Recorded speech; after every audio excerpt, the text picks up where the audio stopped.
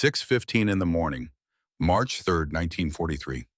Captain Paul Irving Gunn stood on the runway at Port Moresby, watching 12 B-25 Mitchells taxi toward the strip. His hands were black with grease. His flight suit reeked of hydraulic fluid and cigarette smoke. He had not slept in 36 hours. But Paul Gunn was not thinking about sleep. He was thinking about his wife Polly and their 4 children, held captive in a Japanese internment camp in Manila, 1,500 miles to the north. Every Japanese ship he helped sink brought him one day closer to seeing them again. Those bombers looked like nothing that had ever rolled off an assembly line in California. The glass nose was gone, replaced by solid steel plate bristling with 4 50 caliber machine guns pointed straight ahead. 4 more jutted from external pods mounted on either side of the fuselage. 8 heavy machine guns firing forward on each aircraft. Pilots called them merchant ship killers. Command called them strafers. Everyone else called them Pappy's Folly. In the next 4 hours, those 12 aircraft would prove every skeptic wrong. They would sink more Japanese ships in a single engagement than the entire Pacific Fleet had managed in months.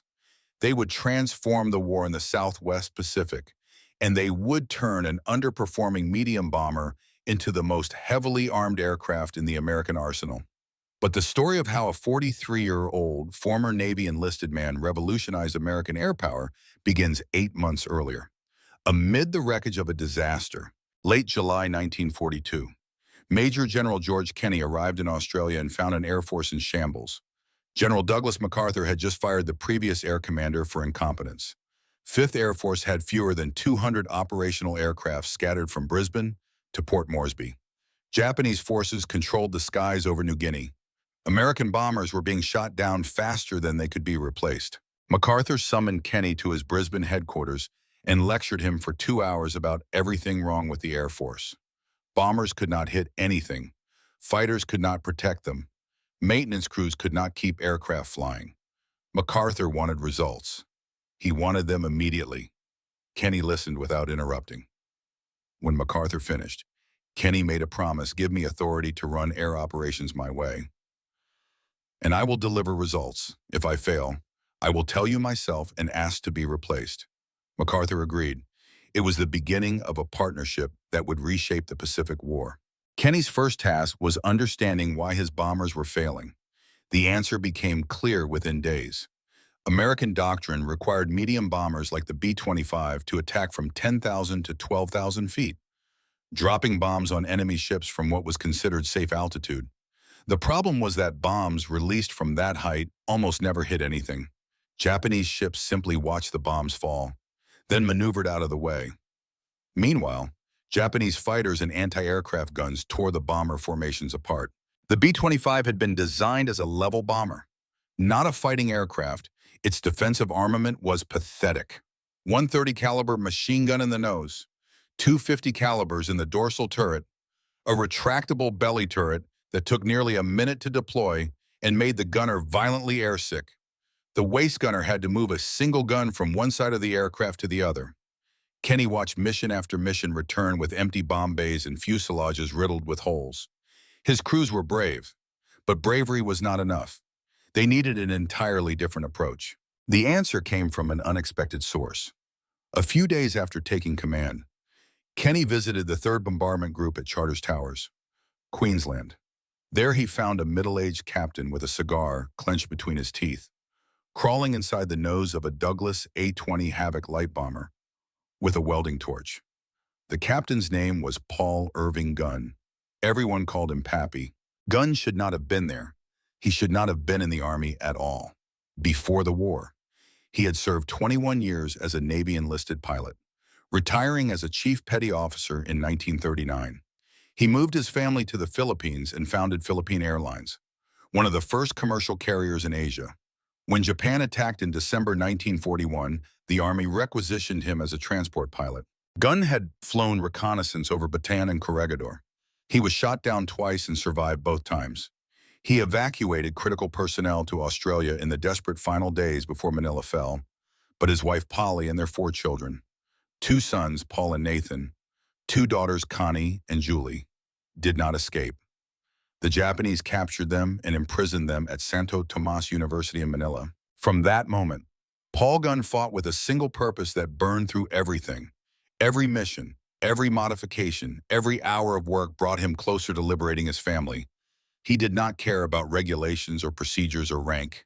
He cared about killing Japanese and getting to Manila. Other men in the theater noticed something different about Gunn. Most soldiers wanted to survive, do their duty, and go home. Gunn wanted destruction. He accepted risks that veteran pilots considered suicidal. He volunteered for missions no one else would fly. He worked around the clock, sometimes going days without sleep, driven by a fury that burned hotter than any engine he maintained. At 43, he was old enough to be the father of most pilots in the theater. The nickname Pappy was not just affection, it was description. But Gunn flew combat alongside men half his age, and he flew with an aggression few young pilots could match. He was wounded 9 times, 9 Purple Hearts. Each time, he recovered and returned to the cockpit. His body bore the scars of shrapnel, burns, and crash landings. Nothing slowed him down. The only thing that mattered was his family in Manila, and every Japanese soldier, sailor, and pilot he killed was one step closer to the day he would see them again. When Kenny found him at Charters Towers, Gunn was installing 50 caliber machine guns salvaged from wrecked P-40 fighters into the nose of an A-20. His reasoning was simple. If bombers could not hit anything from high altitude, they had to attack low. If they attacked low, they needed forward-firing guns to suppress enemy anti-aircraft fire.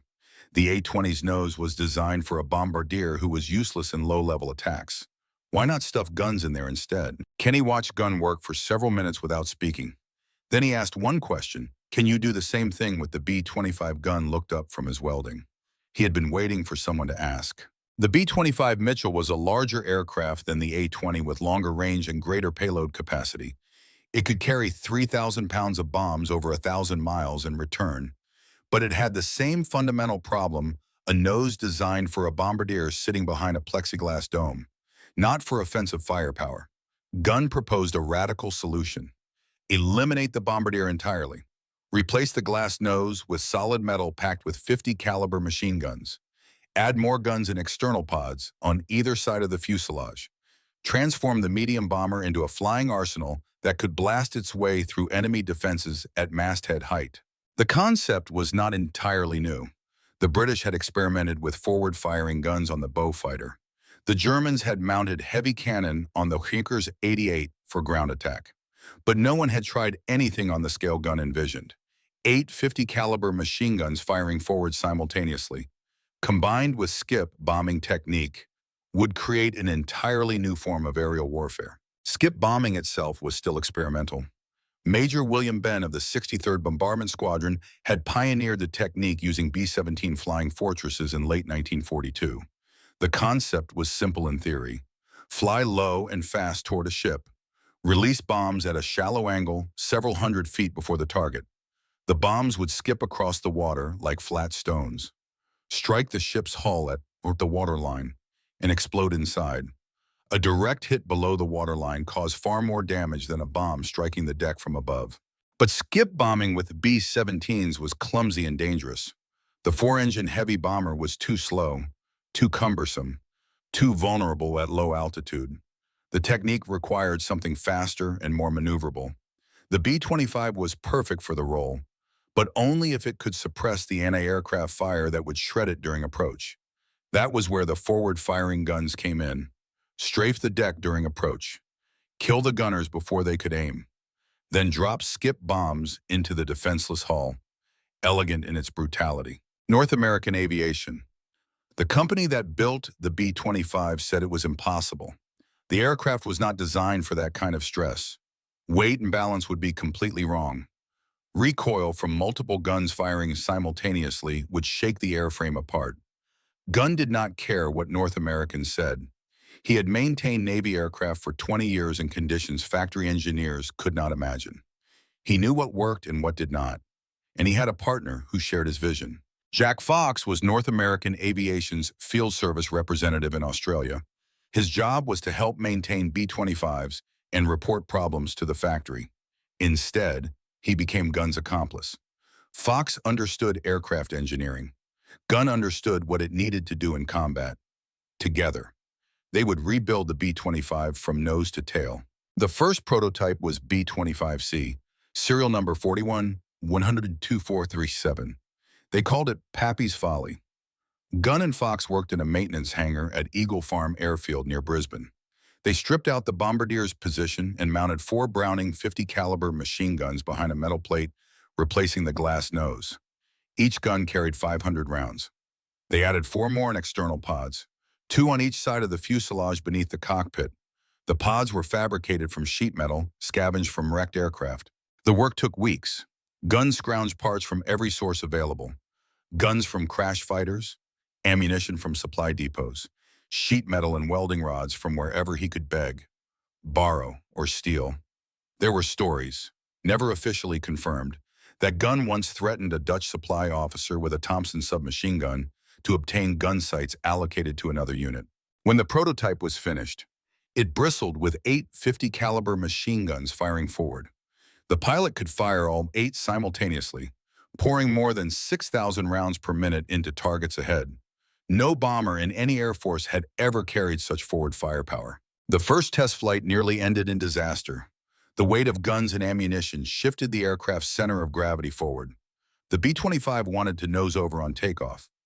Gunn and Fox spent another week adjusting, moving guns aft, redistributing ammunition stores. The second test went smoothly. Then came the firing test. Gunn flew the aircraft himself, diving toward the gunnery range at 200 miles per hour. He squeezed the trigger on the control column. 8 guns roared simultaneously. The aircraft shuddered. Smoke filled the cockpit. Brass shell casings sprayed everywhere. The recoil was tremendous. 8 Browning 50 caliber machine guns, each producing more than 100 pounds of thrust when firing.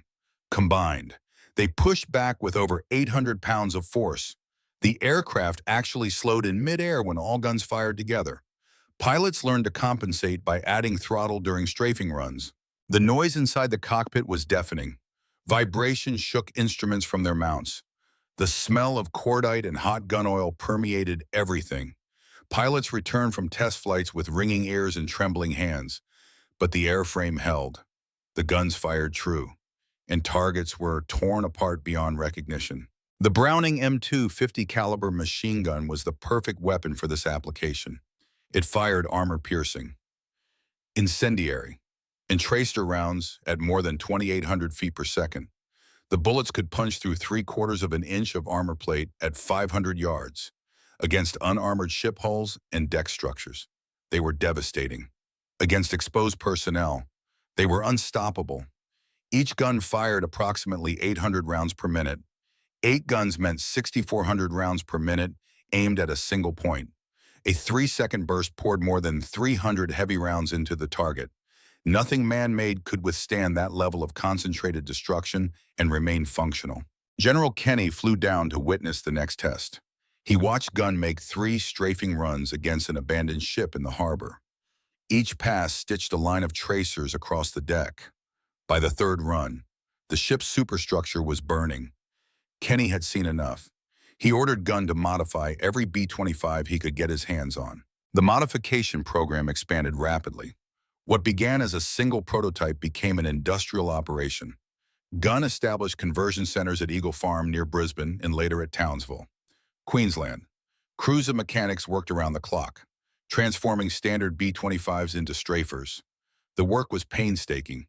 Each aircraft required dozens of hours of labor. The bombardier's position had to be completely removed.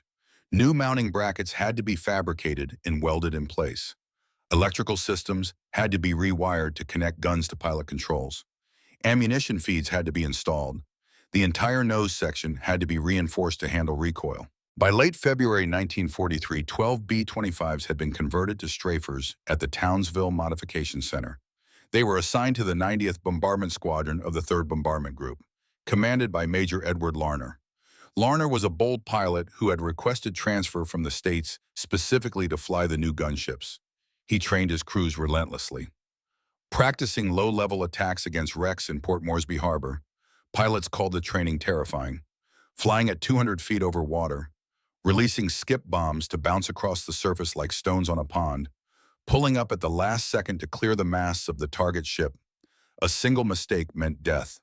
There was no margin for error at that altitude. But Larner believed in the concept. If strafers could get in close, if they could suppress anti-aircraft fire with their forward-firing weapons, they could put bombs directly into enemy hulls. No more dropping from altitude and hoping. No more watching bombs fall harmlessly into the sea. Direct hits every time. The opportunity to prove the concept came sooner than anyone expected. On February 28, 1943, a Japanese convoy departed Rabaul on the island of New Britain, heading for Lae on the New Guinea coast. The convoy carried nearly 7,000 troops of the 51st Infantry Division, along with ammunition, supplies, and fuel. 8 transport ships escorted by 8 destroyers. If those reinforcements reached Lae, they would pose a serious threat to Allied positions throughout New Guinea. Japan had been advancing since Pearl Harbor. They had conquered the Philippines, the Dutch East Indies, Singapore, Burma, and most of the Pacific Islands. In New Guinea, they had pushed to within 30 miles of Port Moresby before being stopped on the Kokoda track and at Buna. If the 51st Division reached Lae, they would threaten to renew that advance. Allied intelligence had broken Japanese codes. Kenny knew the convoy was coming. He knew its route. He knew its destination. He intended to destroy it. The attack would be the largest coordinated air operation 5th Air Force had ever attempted. Heavy bombers would soften the convoy from altitude. Medium bombers and bow fighters would attack at masthead height. Fighters would provide top cover and strafe survivors. The first strikes came on March 2nd. The convoy passed through the Bismarck Sea. High-altitude bombers hit the convoy throughout the day, sinking one transport and damaging several others. But the results were disappointing. Hundreds of bombs had been dropped. Only a few found their targets. The remaining ships pressed on toward Lae. They would arrive by morning unless something stopped them. That something was the strafers. Dawn on March 3rd, Major Larner led 12 modified B-25s out of Port Moresby.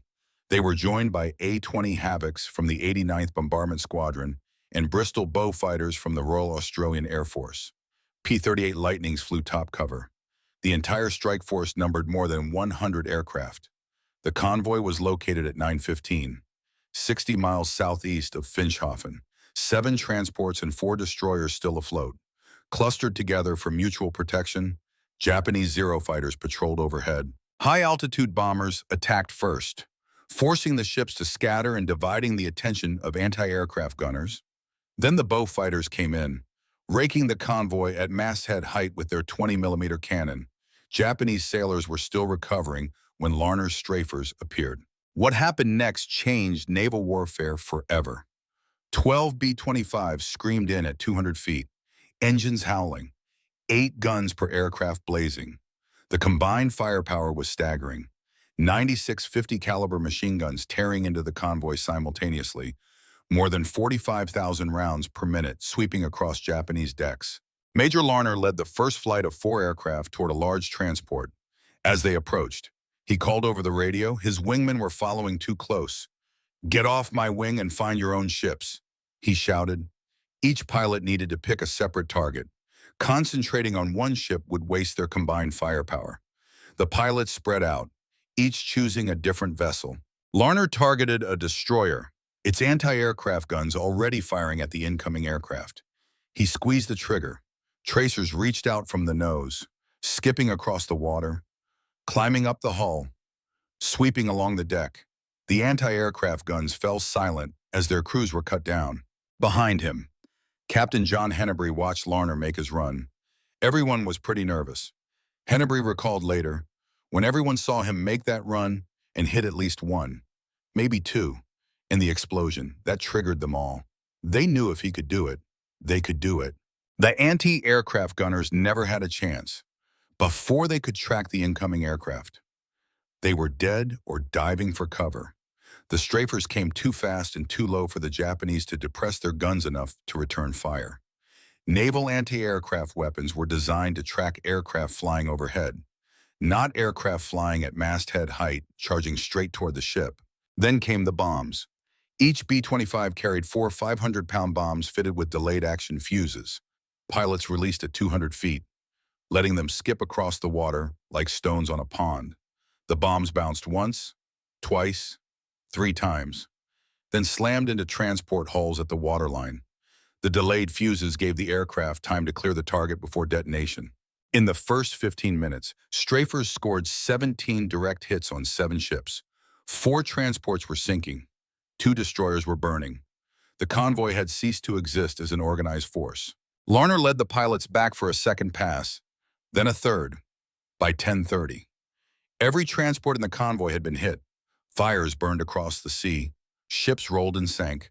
Thousands of Japanese soldiers who had been sleeping in their cabins were now drowning, burning, or being strafed on the water.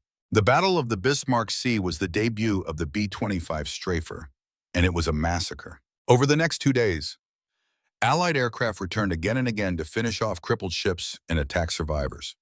When the battle ended on March 5th, all 8 transports and 4 of 8 destroyers had been sunk.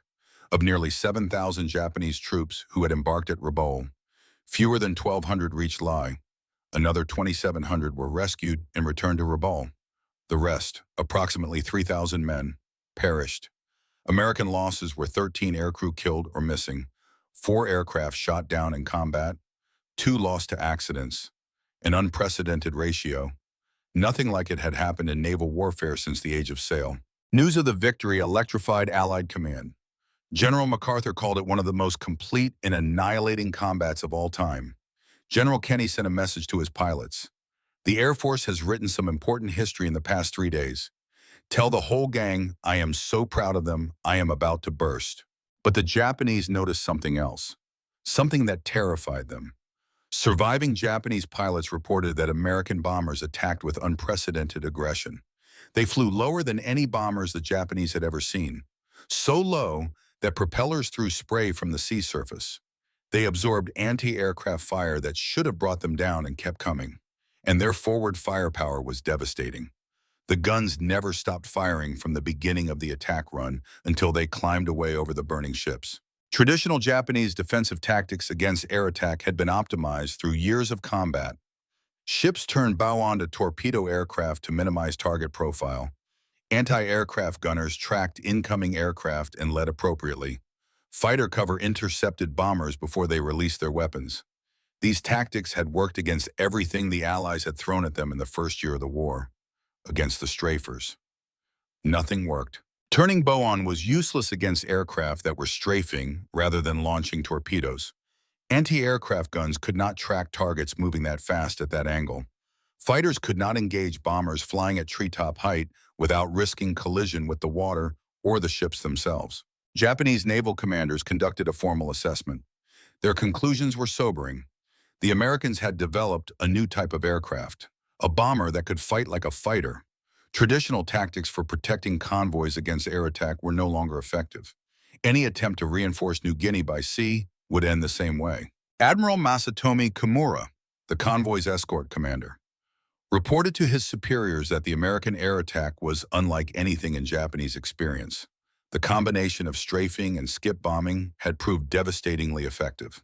He recommended that no further troop convoys be sent to eastern New Guinea without overwhelming air superiority. Staff Officer Masataka Okumiya was more blunt. Our losses in this single battle were fantastic. Throughout the bitter fighting at Guadalcanal, we had never suffered such a defeat.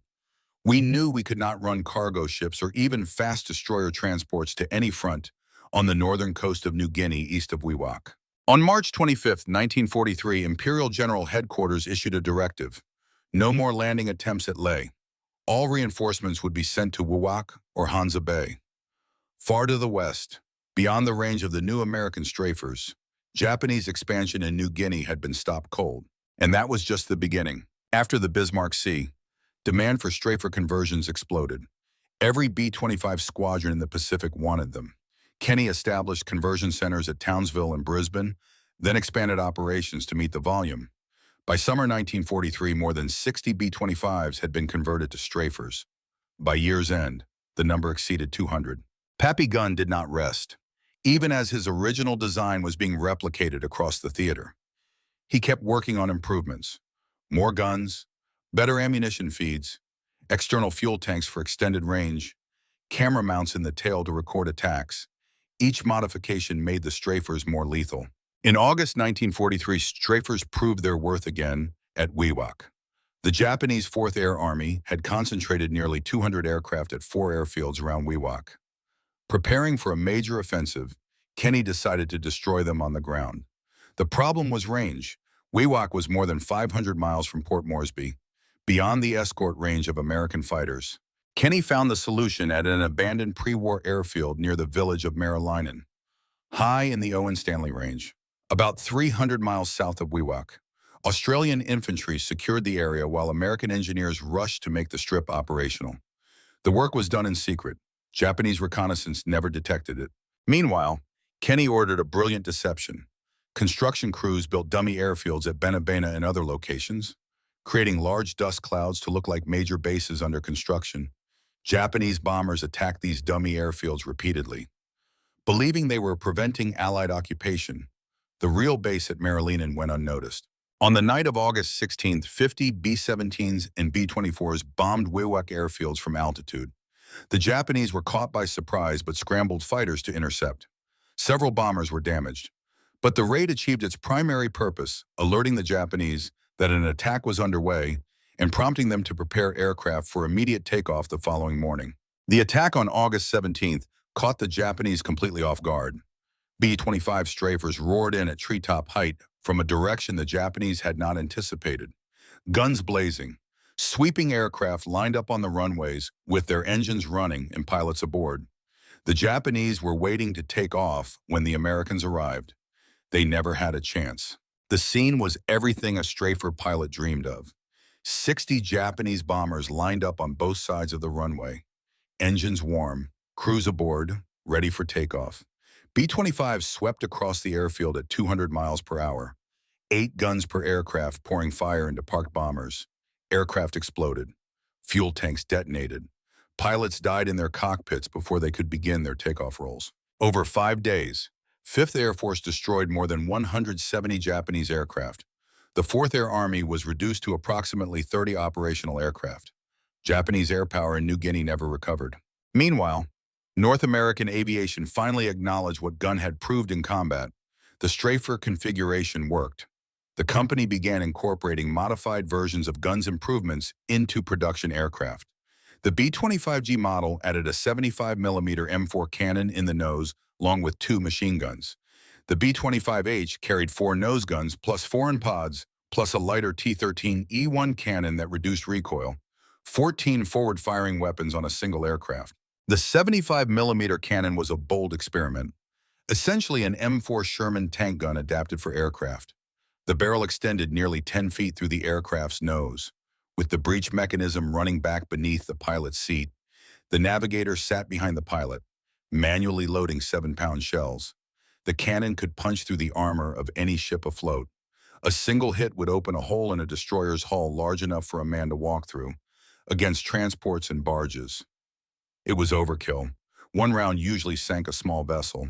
But the cannon had serious limitations. It could only fire about 4 rounds per attack run. Loading was slow and difficult, especially in a bucking aircraft. Recoil was tremendous. When the cannon fired, the whole aircraft shuddered as if it had hit a wall. Pilots reported instruments shaking loose from their mounts, compasses deflecting by as much as 15 degrees. Most importantly, the cannon required a stable approach for accurate aiming. Pilots had to fly straight and level toward the target, giving anti-aircraft gunners a perfect opportunity to track and engage. Many crews found the cannon more trouble than it was worth. They preferred the machine guns, which allowed them to maintain evasive maneuvers throughout the attack run. Despite its limitations, cannon-equipped B-25s served extensively. They were effective against hardened targets like bunkers and bridge abutments. Against ships, they could disable enemy fire control systems with a single well-placed round, allowing following aircraft to skip bomb into the defenseless hull. But the ultimate expression of Gunn's vision came with the B-25J model, which entered production in late 1943. The solid-nose version of the J carried 8 50 caliber machine guns in the nose, 4 in piam, 2 in the dorsal turret, 2 at the waist positions, and 2 in the tail. 18 machine guns total, 8 firing forward. It was the most heavily armed aircraft in the American arsenal, A squadron of 12 B-25J strafers carried more 50 caliber machine guns than 4 infantry regiments. Their combined firepower could pour more than 100,000 rounds per minute into a target area. Nothing that floated, flew, or crawled could survive that level of concentrated destruction. The Japanese called them flying machine gun nests. American crews called them executioners. Both names were accurate.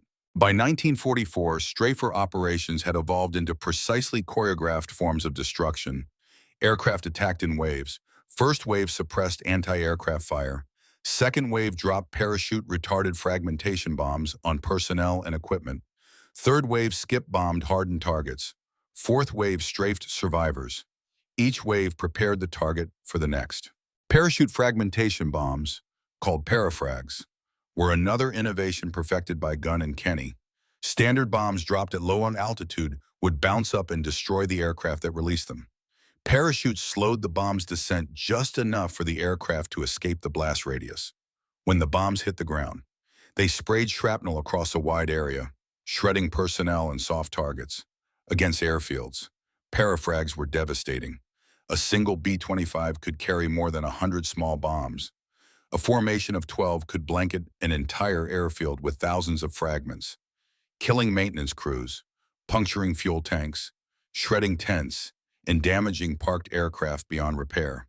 The technique proved devastating against Japanese positions throughout the Pacific.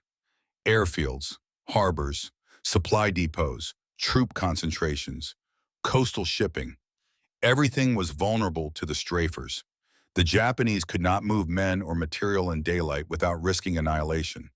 They were forced to move at night, slowing operations and making coordination nearly impossible. Japanese troops learned to fear the distinctive sound of a B-25 approaching, the roar of Wright Cyclone engines running at full power, the scream of propellers slicing through the thick tropical air, the sudden eruption of machine gun fire. Men dove into foxholes and ditches, praying the guns would not find them. Anyone who hesitated was dead. At Hollandia in March 1944, strafers caught more than 300 Japanese aircraft on the ground and destroyed most of them. At Rabaul, they systematically demolished what had been Japan's strongest fortress in the South Pacific. When American forces landed in the Philippines in October 1944, strafers had established complete air superiority across the entire theater. Paul Gunn flew many of those missions himself. Despite his rank, despite his age, despite orders to stay on the ground, he refused to stop flying combat. He was awarded the Distinguished Flying Cross twice, the Silver Star, the Legion of Merit, the Air Medal, and 9 Purple Hearts, 9 wounds, 9 times back in the cockpit. Late in 1944, Gunn was seriously wounded during a Japanese bombing raid at Leyte. The final wound forced him out of combat. He was evacuated to Australia to recover. But by then, the war had turned decisively against Japan, and the moment Gunn had been fighting for had finally arrived. On February 3, 1945, elements of the 1st Cavalry Division broke through Japanese lines and raced toward Manila. General MacArthur personally ordered the flying column to advance as fast as possible to liberate the Santo Tomas internment camp. The Liberation Force arrived that evening. Colonel Dave Hutchison, commander of the 308th Bombardment Wing, accompanied the Liberation Force specifically to find the Gunn family. He had known Pappy for years. He understood what that family meant to him.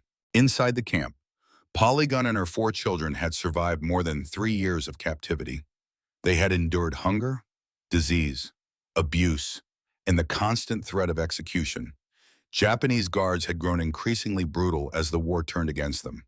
In the final weeks, they stopped distributing food altogether. Prisoners were dying of malnutrition. The children, Paul and Nathan and Connie and Julie, had grown up in captivity. Paul and Nathan became experts at smuggling food from Japanese garbage to keep the family alive. They found a hidden radio in the camp attic and provided other prisoners with news about the war's progress, risking execution every time they climbed the stairs. When American tanks crashed through the gates, Polly Gunn was among the first to greet them. She had not seen her husband in more than 3 years. She did not know if he was alive or dead. She only knew that liberation had finally come. The family's ordeal was not quite over. In the days after liberation, Japanese artillery shelled Santo Tomas continuously. Shells fell on buildings full of former prisoners. The gun family survived by inches, sheltering in improvised bunkers while explosions shook the compound. 2 weeks later, MacArthur visited Santo Tomas and met the Gunn family personally. He put them on a plane to Australia, where Pappy was recovering from his wounds. After 3 years, 4 months, and 14 days of separation, the Gunn family was finally reunited. Paul Gunn retired from the service in 1948 with the rank of colonel. His discharge papers cited disability from multiple wounds.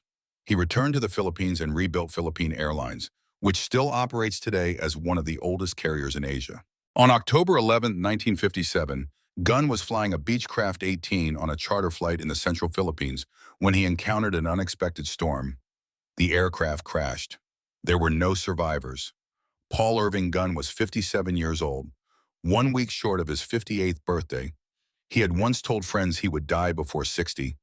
With his boots on and the throttle wide open, that was exactly how he went. General Kenny wrote a book about him, The Saga of Pappy Gunn. In it, Kenny called him the most audacious and undisciplined officer he had ever known, and also the most effective.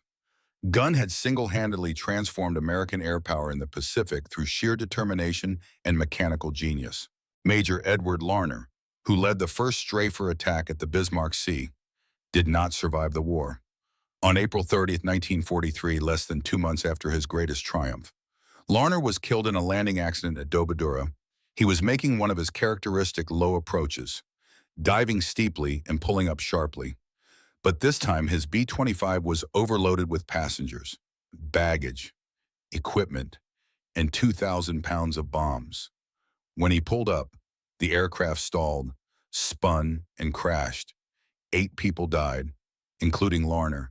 He left behind a wife and 2 daughters. Captain John Hennebrey took over the 90th Bombardment Squadron after Larner's death. He led strafers through the rest of the New Guinea campaign and into the Philippines. After the war, he became a pioneer in jet aviation and eventually rose to brigadier general. General George Kenny continued to command all Allied air forces in the Pacific through the end of the war. He stood on the deck of the battleship Missouri on September 2, 1945, watching General MacArthur accept Japan's surrender. Afterward, he became the first commander of the Strategic Air Command. He died in 1907 at the age of 88. The B-25 Mitchell continued to serve long after the war ended. Modified versions flew combat in Korea. Others served as trainers, reconnaissance aircraft, and transports into the 1960s. Some continued flying as firefighters and crop dusters into the 1970s. Nearly 10,000 were built, more than any other American medium bomber. It was the third most produced American bomber, behind only the B-24 Liberator and the B-17 Flying Fortress. But the strafer variant holds a special place in aviation history. It represented something unprecedented, a bomber that could fight its way to the target rather than relying on escorts for protection. The concept evolved into dedicated ground attack aircraft like the A-26 Invader and eventually the A-10 Thunderbolt II. Carrying a 30mm Gatling gun firing nearly 4,000 rounds per minute, the philosophical lineage is clear. Equip ground attack aircraft with massive forward firepower. Let it engage and suppress enemy defenses during approach. Use that suppression to deliver precision weapons on target. That was the formula Pappy Gunn developed in Brisbane in 1942. The modern AC-130 gunship is another descendant of Gunn's innovation. It orbits the battlefield with side-firing cannon, howitzers, and Gatling guns, pouring destruction onto enemy positions. Different technique, but the same fundamental concept combined overwhelming firepower with precise weapons delivery to destroy targets conventional bombers cannot touch. The lineage runs directly from Pappy Gunn's workshop in Brisbane to the close air support aircraft of today. Every time an American gunship rakes an enemy position, it follows the doctrine Gunn invented in 1942 with salvage guns and scrap metal. That is how real innovation happens in war, not through committees or procurement programs or teams of factory engineers, through men like Pappy Gunn, who saw a problem, figured out a solution, and did not wait for permission to implement it. North American aviation eventually incorporated Gunn's modifications into production aircraft, but they never publicly credited him. Official histories attribute the strafer concept to engineering analysis and field feedback. Gunn's name appears only in footnotes in personal memoirs. He probably would not have cared. He did not modify the B-25 for recognition or promotion. He did it to kill Japanese and rescue his family. Everything else was secondary. In the end, 18 machine guns on a single aircraft changed the Pacific War. They gave American pilots a weapon that could sweep enemy ships from the seas and enemy aircraft from the skies. They proved that bombers could do more than drop ordnance from altitude. They showed that imagination and determination could overcome any obstacle. And they brought one man's family home. That is the story of the B-25 Strafer. It began with one father's desperation and ended with the transformation of American air power.